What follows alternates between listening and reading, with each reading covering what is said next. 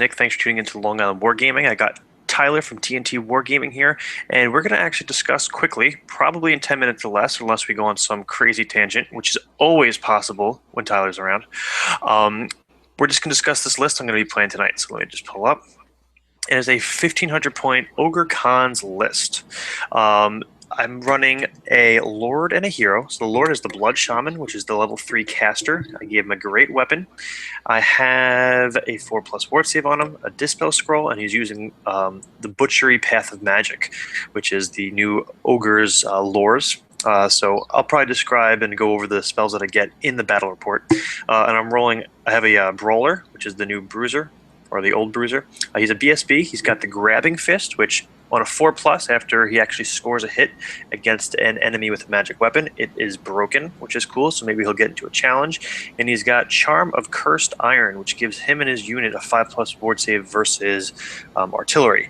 And that mention, I will discuss the fact that my opponent is bringing dwarves, so that'll be kind of helpful, hopefully, a little useful. The Iron Curse icon, if I'm right, Tyler, was a 6+ when it in 8th edition, right? All right, so that's a bit more useful, so that's good. He has no ward save, though, so he's a little squishy. The 2 units of infantry, I have 2 units of 9 each. I have a unit of 9 Ironclads, which are the old Iron Guts, and then Tribesmen, which are the old Ogre Bulls. The Iron Guts, or the Ironclads, they've got a 3 command, and they've got the Speed Banner, which is +1 movement.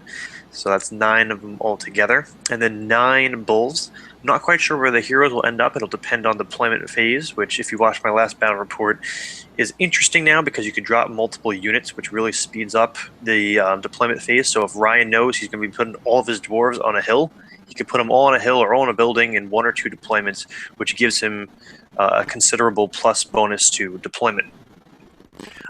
In special, I've got 2 Sabertooths, or Saber Tusks, and then in getting some feedback from you, Tyler. And then I've got 4 Cannoneers, which are the Lead Belchers. So 3 things that I wrote down that I noticed while I was making this list is the Ogres no longer have fear as a base rule. Certain characters and certain units have it. I also, with first in rank, depending on whether I do ranks of 3 or 4, I'll have to figure out where my heroes are going and how that works out, because I know you used to have to put the 3 command in the front. It might be a little different, so I just got to review those rules. And then last, which is pretty cool, the cannons for the iron, well, they're not iron guns, the cannoneers, not the lead belchers, the old lead belchers. It's an initiative 0 halberd, which is pretty cool. So they have strength 5 in combat, which is nice. They'll strike last, which they usually do. And I believe halberd does what now, Tyler? It's like +1 to get hit if you have a halberd? No, that's flails. Halberd is just 2 hands +1 strength. Okay. All right, cool. So, what are your thoughts? Just looking at the list real quick. I mean, it's a 1,500 point game. That's small. It feels like it's been a long time since I played a little game like that. As far as units, you got 2 redirectors, but you're going against the dwarves. Does he use a lot of like shooty dwarves, or is he kind of more into the aggressive hammerers stuff? So since we're doing small games, just to comment on that, we're trying to just get a grasp of the rules. So I'm hoping he has a little bit more of a well-balanced list. I believe he'll probably bring at least 2 to 3 units of infantry, 2 war machines, maybe 3 war machines, maybe some gyrocopters. So I think it's going to be balanced with some shooting and some combat, and probably a runesmith and a hero. Okay. So, yeah, I mean, you're going to be outnumbered pretty heavily. That's just what happens when you're ogres. I'm worried that ogres aren't as good in combat as they used to be, but you'll have to kind of run that and see how it goes. I know fear wasn't always a factor in the old games. Like a lot of time, especially against dwarves, you're probably going up against like leadership 9 or 10. I don't know if they have stubborn or not, but so I mean, losing fear in this case probably is not going to matter. Mm-hmm. And it's just going to be what he decides to pick apart. I think the Charm of Cursed Iron should help you, but I mean, even using artillery with ordnance special rule, there's still a 1 in 3 chance that he doesn't wound and doesn't get to carry on through your unit with a cannon. Okay, that's something new I forgot about. But I mean, that's good. I mean, even if he brings a unit of gunmen or Iron Drakes or whatever they are now. Yeah, Actually, I don't know if that counts as. No, that probably doesn't count as artillery then. definitely not. Yeah. All right. Well, I mean, it's good to maybe try to keep a few ogres alive because they're so precious at 43 points a guy. Um, I guess since you kind of mentioned the fact that I'm going to be outnumbered and everything, I am going to rely heavily with my level 3 caster. So I might as well at this point bring up some of the spells and just look at them real quickly. I could do that quick. To follow up with the first in rank rule, Hmm. the command groups do have that special rule as well. So they have to be in the front. Uh, they have to be unless the front is full. Okay. But characters and command have that rule, so you can put your character in the second rank. Okay. Or you can opt to put them in the front and put something else in the back. Yeah. Okay. Cool. So the lore attribute is pretty cool. It says target. Whenever a spell gets off, target has a +1 toughness, immune to poison, +1 to casting, +1 dispelling modifier to any casting, or blah blah blah. No model can be affected by this spell more than once. Now, if you look at it, every spell says target, which I assume means it applies to a unit, correct? What do you mean target? So, like, if you look over Yes. here, Yeah. all right. So this doesn't just mean a single hero, which it can be because +1 to casting and dispelling is So useful. you have to look at the type. In the type, they with ninth age, and I was going to do a magic video. I don't know if you want to join me for it. Just going over all the new changes, but they've added more than just direct damage and magic missile and those kind of things. They are very particular now about what can be targeted. So, for example, if we look at the sixth spell, Giant Skullet, it's hex, which means it targets an enemy. It's direct means it doesn't need to have vision, and it's damage, which means it can only target enemy units. Um, so the way that one, like this signature, the caster, sorry, not the signature, the what's it called, Attribute. attribute. So whenever you cast a spell now of this lore, you also get to cast the attribute for free. So this basically means it's only usable once. After you cast one spell, he'll get this. Your caster gets this ability on him for one turn. It said he can't be affected more than once. So it almost seems like it's favoring having more than one caster because after the first spell, the attribute's a waste. Gotcha. Oh yeah, I didn't realize that. Which makes sense though because this edition obviously feels like you need multiple low-level casters. So you're saying the type is caster, so this attribute only affects the caster. Yes. So I guess giving your butcher or your slaughtermaster or whatever it is now +1 toughness is nice. Immune to poison is okay. I mean they used to have that base, um, but the +1 casting and dispelling is nice. So that's cool. But it says no model can be affected by this spell more than once, which means you can choose a different caster. Or this just means does this it, just mean he can't benefit from it more than once in magic phase? yes. Okay, So he can't cast 3 spells and have +3 toughness. right.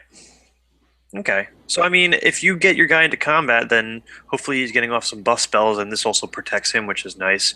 I mean, if you go for your Slaughtermaster in the front rank for attacks, which I'm going to probably end up doing that, it looks like with the signature spell, he gets +1 toughness for the unit, which means if he gets it off on his unit, he'll have +2 toughness, and the unit will get +1, Yes.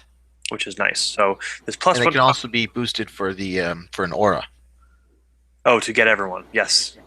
Oh, that's the only one. That's the only one that has aura effect. That's pretty cool. Nope. It's not Entrail regular. Gorger has it as well. The second spell. All right, so +1 strength and +1 toughness is aura. Regen is no longer aura, and it used to be, right? Yeah, that was pretty broken though. Yeah, so that's good. But any of these spells, I feel like I'll be happy getting.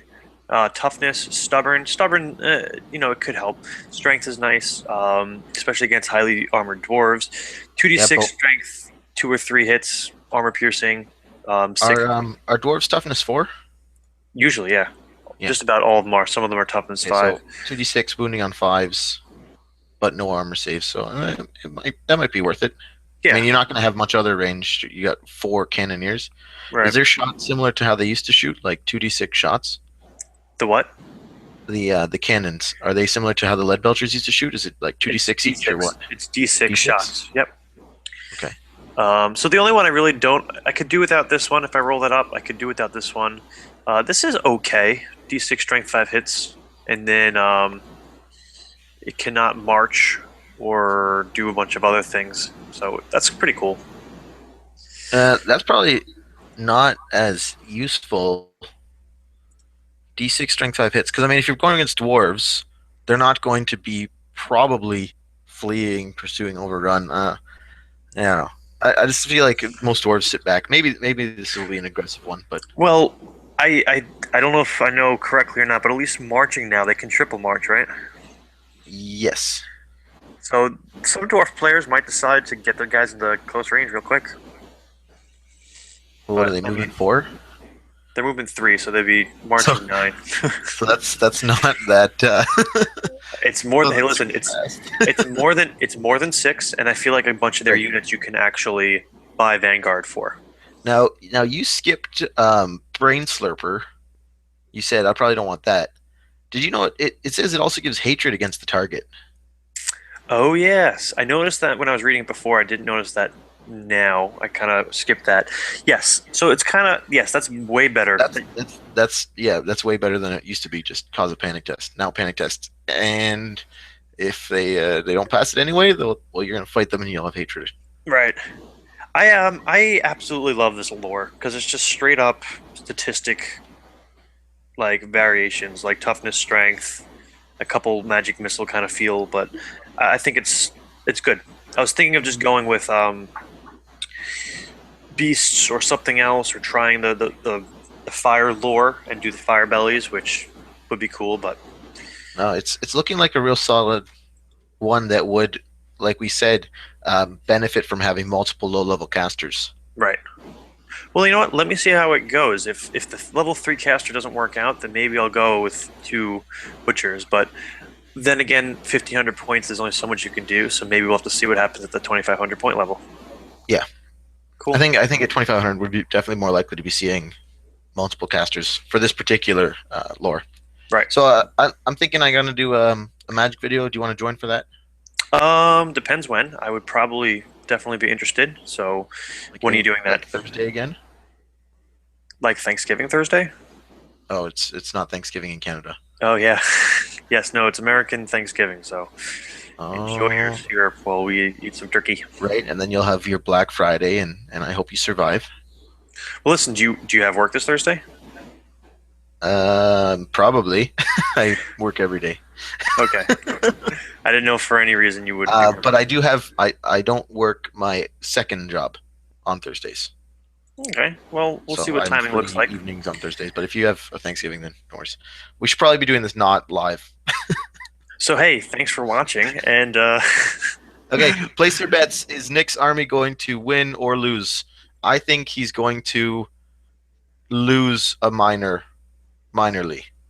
yes, we'll see how many cannons I have to worry about. So, all right, thanks for watching, and we'll see you in the next one.